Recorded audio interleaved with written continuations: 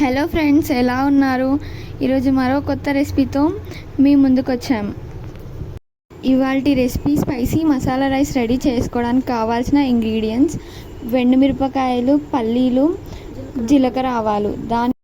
దాని తర్వాత ఇవాళ మనం ఈ రెసిపీ రెడీ చేసుకోవడానికి ఫస్ట్ మనం ఒక గిన్నె తీసుకొని దాంట్లో కొంచెం ఆయిల్ వేసుకొని కొంచెం హీట్ అయ్యాక జీలకర్ర, ఆవాలు, పల్లీలు, ఎండుమిర్చి, సన్నగా తరిమిన పచ్చిమిర్చి, ఉల్లిపాయలు వేసుకొని బాగా కలుపుకోవాలి.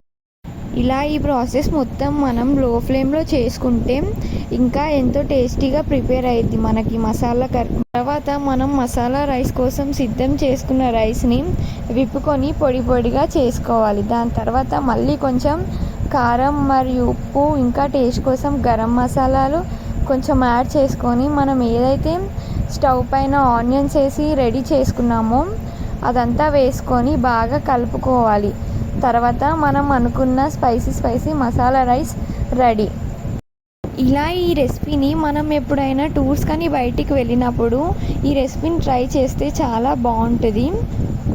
మా ఛానల్ని లైక్, షేర్, సబ్స్క్రైబ్ చేసి మీ సపోర్ట్ని మాకు అందించండి. Thank you for watching the video.